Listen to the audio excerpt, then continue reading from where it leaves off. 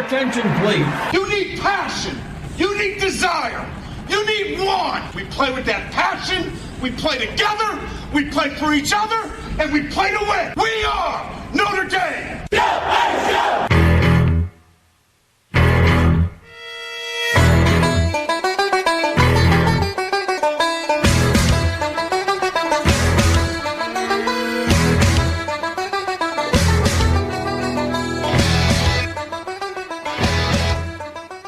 Yes, it's time for our Notre Dame slot. It's my great pleasure to welcome to the programme Len Clark. Len, how are you doing? Fine, Declan. How are you doing? Not too bad at all. You very kindly sent me some audio, so what I'm going to do is I'm going to mention the score. Notre Dame beat Louisville 35-17, and we've got some highlights of the game which you can discuss in a moment, so we'll just bring those to you now. And here we go. Will stay locked on 23 seconds until they snap the ball. 3 wideouts to the right of Book. Ball in the middle of the field. He's in the shotgun. Jones motions out. Book keeps it himself across the 10. 5. Touchdown, Notre Dame! First down and 10, Notre Dame now on the near hash, moving right to left from the Louisville 26. Ian Book from the shotgun. Claps for the ball. Play action. Drops straight back over the middle. Has Tommy Tremble at the 2. Touchdown, Notre Dame! One of the interesting things about this, I was reading online reports, Len, was that this was a game where the quarterback actually probably ran as much as he threw. That's exactly right, Declan. Ian Book, the quarterback, rushed 16 times, which was the second leading on the team. Tony Jones Jr. led the Irish in rushing. But that's really a concern because that means that the Louisville defense was putting a lot of pressure on the Notre Dame quarterback, and Ian Book was able to do something with what the defense gave them, but it's also a concern. So the good news this week is that Notre Dame had a bye week. The bad news is Notre Dame had a bye week because now you go into a game day experience and then you go right back on the practice field. And so the emotions up and down right now for Notre Dame. But I suppose the positive from any standpoint is Book got the job done even though Plan A didn't make itself available to him. He came up with a plan B, which was reasonably effective. But unfortunately, he leaves himself open to being hit by the opposing defenders. Well, there's an old adage, a win is a win, and a win on the road is even better. But Notre Dame in that first series went right down the field and scored a touchdown against Louisville, and everybody thought this was the team, much like last year, that is going to dominate. But Scott Satterfield, the new head coach of Louisville, put together a defensive scheme and really put pressure on the Notre Dame quarterbacks. But it was also a good game, Declan, because it exposed the weaknesses of the Fighting Irish, which is something that can be rectified in preparing for New Mexico next week and then the rest of the schedule. But it's good to have a game like this out early on so that you can kind of look at a problem and rectify it as opposed to trying to correct it halfway through the season when there's a lot going and a lot on the line. Now, we're going to play some audio from Coach Kelly after the game, and then we'll get your views on what he had to say. Pleased with the win on the road. I thought it was a great atmosphere. Louisville played really hard. They created a great atmosphere for an opener, which, it's hard to duplicate that, for your team. So I thought we benefited from being on the road in a great environment, thought we came out, started really well. We had to make some adjustments to their speed option game, which I thought we, settled down and did that. And I thought pretty much, after we made those adjustments, kind of took control of the game after that. We actually need our veterans to step up another level of their play, which I'm certain they will. The good news for me tonight as the head coach is that I think the younger players, to me, showed themselves, and that now with all of them together moving forward, this can be a pretty good football team. That's a very interesting point, Len, that Coach Kelly made, that he's expecting more from his older, more experienced players to bring to the play, as it were. And that was really talking about the Notre Dame defense. Louisville put a lot of pressure on Ian Book, but we haven't talked about the Louisville offense that posed all sorts of problems for Notre Dame and kept them in that ball game for about 3 quarters. Notre Dame, as you said, winning that ball game 35-17. But it was a game where Notre Dame look good at times, and then you could see the weaknesses that were exposed by the Louisville offense, which was very well orchestrated by their quarterback, who had been recruited by Notre Dame. And it's a work in progress. As the Coach Brian Kelly said, he needs the veterans to step up, and that's really a sign of leadership. So a lot of freshmen played, especially Kyle Hamilton, the defensive secondary. And like I said, it's a work in progress. Now they've got New Mexico coming up this weekend. New Mexico plays out of the Mountain West Conference. They're not an elite team. They've struggled over the past couple of years. And so this is really a chance to point out the areas of concern, execute, build a little confidence, and that's going to be needed because the week after you play at Georgia, which is a top 5 team in the United States. So New Mexico, this will be the home opener, will it? This is the 131st season of Notre Dame football. It is the home opener. It was billed as Coach Bob Davie coming back to Notre Dame Stadium. Coach Bob Davie coached Notre Dame from 1997 to 2001. He currently has his team 1-0. They won their opener against Sam Houston State, which is based out of Texas. But he had a medical condition, Declan, after that game. It really hasn't been diagnosed, but they think it might be a heart condition. He came out with a statement saying, "I will not be going back to Notre Dame Stadium." So he has left it to his assistant coaches and his team to not have him be a distraction so that they can prepare for the Notre Dame game. So he would have been the second former Notre Dame coach to come back into Notre Dame Stadium. So that is going to be a moot point, as he will not be on the sidelines. And so it's going to be an interesting game from that standpoint. But New Mexico has struggled over the past couple of years. This would have been this is Bob Davie's 8th year as head coach of New Mexico. After Notre Dame, he went into the television booth for 10 years before coming back and taking the head coaching job at New Mexico. And another sidelight, if we will, is last year Bob Davie was suspended for 30 days because of the treatment of his players. They thought it was a little excessive, a little bit militaristic, and a little bit too much discipline. And so a little controversy about that New Mexico program. As I said, they play out of the Mountain West Conference, which includes schools like Air Force, Wyoming, Fresno State, and Hawaii. Okay, so they have a lot of traveling to do, particularly if they have a road game in Hawaii. Well, the Mountain West it used to be the WAC conference, and that was the Western Athletic Conference, but they always called it the WAC because of the wacky travel of all the schools.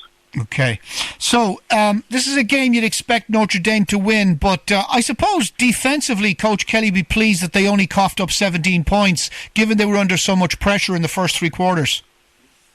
Well, any coach would say 17 points is too much, but as I said, the real concern right now is the linebackers. I thought Drew White and Asmar Bilal played well at times, but it's the times where Louisville exploited the defense that stays in the minds of Irish fans and the coaching staff. And so I know that they're probably going to kind of work with the younger guys that had a great debut against Louisville, and they're going to kind of experiment and find the right combination as to what works. And what really predicates that is the opposition. So last week against Louisville, it might have been Drew White and Asmar Bilal as the starting linebackers. Against Louisville, it could be something different. It could be Jack Kaiser, a freshman, and Jack Lamb. So it really depends on the opposition and how Notre Dame will match up.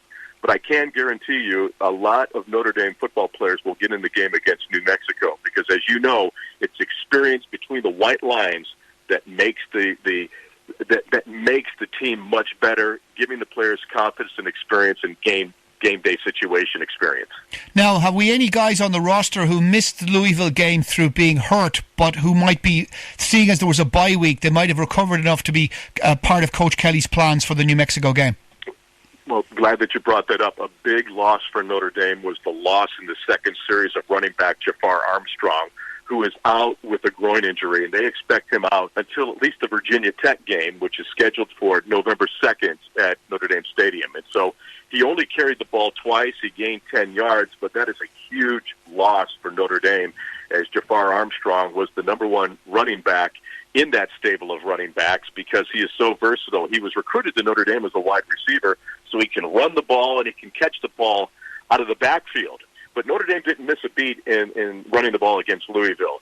Tony Jones Jr. with 110 of Notre Dame's 230 yards, and so he looked very well running the football. But when you lose that second option, it kind of makes the opposition focus in on one player, which will be Tony Jones Jr. going into next week. So that is a huge loss for Notre Dame as far as injury standpoints in terms of Jaffar Armstrong. A good news on the injury front, though, was tight end Cole Kmet, who broke his collarbone in practice. He had an MRI on his collarbone this past week, and there is a chance that he will see physical contact in practice this week in the coming weeks, and you might see him get into the game against Georgia. And then no word yet as to Michael Young, who also suffered a broken collarbone in practice before the game started. He's a wide receiver, and we don't know his status right now. But injury is so key in terms of a football team, and the key right now is to keep Notre Dame healthy. Yeah, and particularly in line of the fact that there's a lot of new players in the system as well. Well, that's the other good thing is that because of some of the injuries, you've had to go to some of the younger players and give them experience early on. And in Coach Kelly's post-game press conference at Louisville, he was very encouraged by the play of the freshmen and the younger players. And so right now he has issued a challenge to the veteran players to step up. And when I see that and I hear that, immediately is we're looking for on-field leadership because they did lose Drew Tranquill on defense and Tavon Coney. These were the leaders on the defensive side of the football. Ian Book, of course, is the leader on the offensive side. But right now, Coach Kelly is just trying to find out who is going to be stepping up and assuming that leadership role that is going to be so crucial as we move through the 2019 football season. So we're expecting, not least of which for the fact that New Mexico isn't that strong in opposition. Also, their head coach is indisposed. It should be a win for the Fighting Irish, but I'm sure New Mexico are going to make it as difficult as possible. Well, New Mexico, the past couple of years, they've had 3-9 seasons, 3 wins, 9 losses, and a couple of years ago they went to a couple of bowl games. But this is a whole new New Mexico team. They've got new coaches on their coaching staff, and they've recruited double-digit players in terms of JUCO players. And when I say JUCO, these are junior college players that have played at a college which is only a 2-year school. And so it's bringing in basically a whole new team. And it takes a little time to get going and firing on all cylinders, but a lot of schools will do this to get veteran players who have played the game before, and New Mexico has gone that route. The good thing is you recruit players that have playing experience. The bad thing is that they have not played in your particular system or with other players around them, and that takes a little time.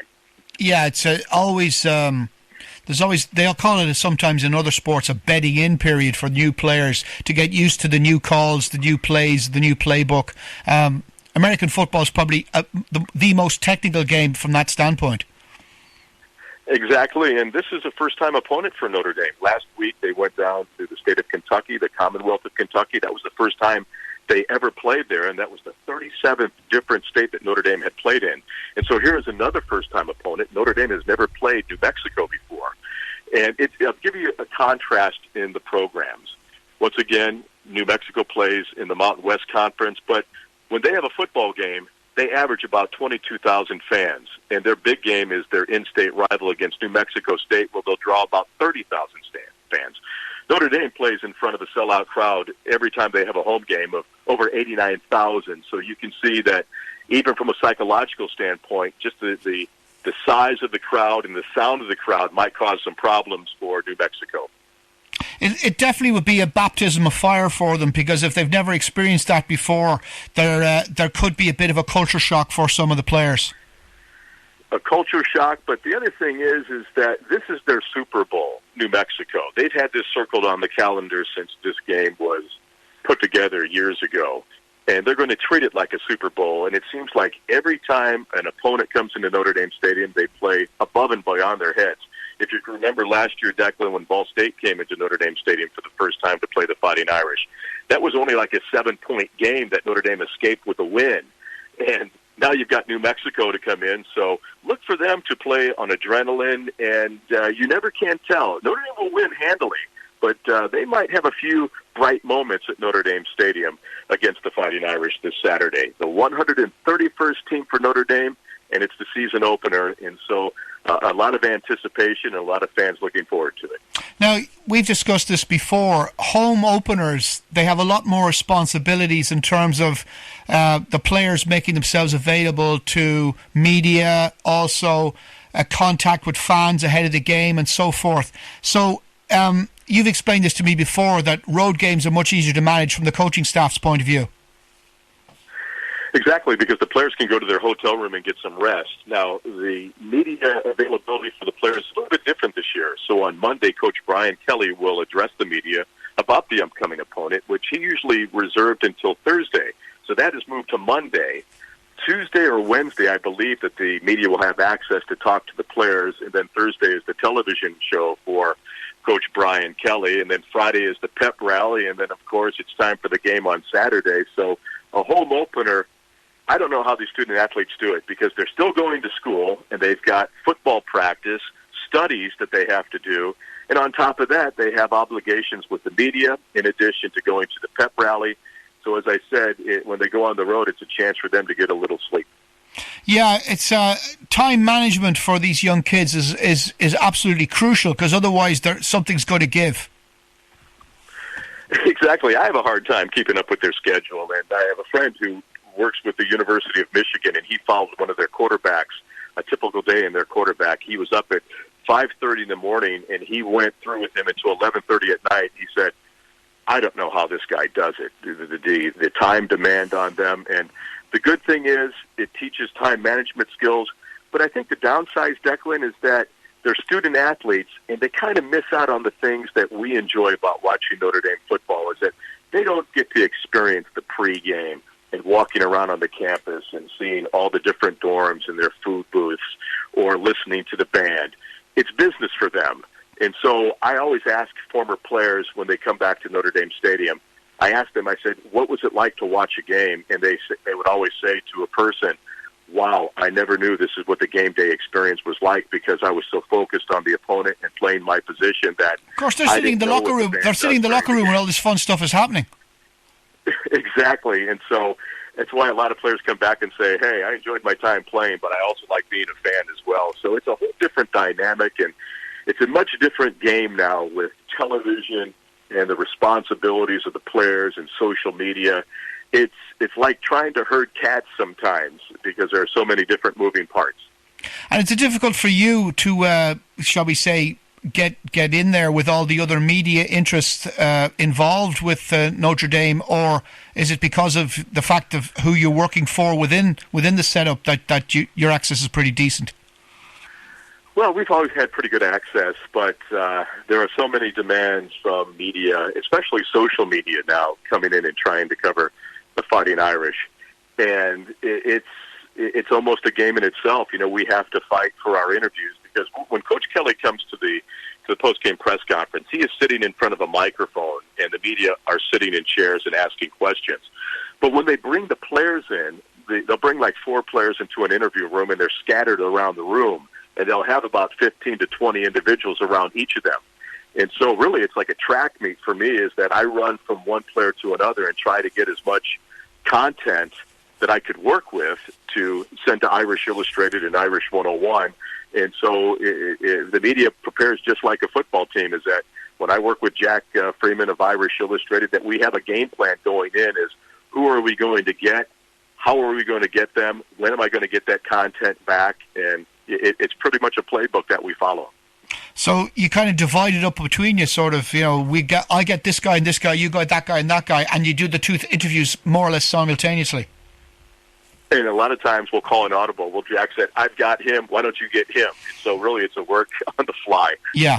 It's a bit but like the fun. media. I have to say, it is fun. Yeah, it's a bit like the media scrums I've been experiencing this week with the international soccer teams here. Team Ireland was playing in both men's and women's European qualifiers this week, and I was at both games. Yeah, the one thing I found out when Liverpool came over to play an exhibition at Notre Dame Stadium is they have what is called the mix zone, yes, which means that media can sit behind a line. And so here I was competing with BBC and Sky Television, and I've got my microphone, and I'm leaning over the rope. And I said, you know what, I don't like that, but if I were to cover Premier Soccer, I would learn how to get my microphone in there. Yeah, it's a challenge. It can be difficult. It can be difficult to get usable. It can be difficult to get usable audio if you can't get within striking distance of the guy's face. Exactly. That's why I said I kind of like the way we have it set up right now, even though it's not perfect, but it's a lot better after we got to experience that Liverpool match. Yeah. So I would have a lot of sympathy with your situation when the Liverpool match took place, because that's pretty similar to the setup we have here in the Aviva for international games. Well, I imagine you probably used your elbows a lot, Declan, to kind of nuzzle in there and get the interviews for On the Ball and Dublin City FM. But they say broadcasting is a contact sport. Yeah, well, I was lucky that a former colleague who works for another network actually sent me his audio, because he was like 6 feet closer than I was. Well, but we're really excited about that. We had a chance for the fans on Dublin City FM's On the Ball program to hear the radio call with Paul Burmeister and Ryan Harris from the JMI Sports Radio Network, and we're going to be giving that throughout the season. And even though I was there at the game, there's nothing like listening to it on the radio, because it just makes it a little bit more exciting when you listen to it. Absolutely, and it was great to get the those two crucial plays that we had highlights from, and thank to them for those, because it does add a bit of colour to what we try to do here on the show. Just trying to make the show better, just like the Fighting Irish football team. We take it 1 week at a time. Right. Well, on that note, we're going to leave it there for the moment. What we're going to do is we'll take a look in retrospect. That game's on Saturday, is it? Saturday with the 2:30 p.m. Eastern Time kickoff, which would be 8:30. Or should say 7:30 Dublin time. Okay. Yeah. That's a reasonably civilized hour, and what I'm not sure. If I'm free, I'll try and get in to see that. Well, and I don't want to jump ahead, but you've got New Mexico, and then you've got that game against Georgia down at Athens, Georgia. The first time Notre Dame will travel to Athens to play the Georgia Bulldogs, and Georgia is a top 5 college football team, and they look very good in their games up to the past couple of weeks. So we don't want to look ahead, but at the same time, we want to tell listeners that there is a big game coming up, and hopefully Notre Dame will go in against Georgia with a 2-0 record. Let's hope so. Len Clark, for the moment, thank you so much. Go Irish. Indeed.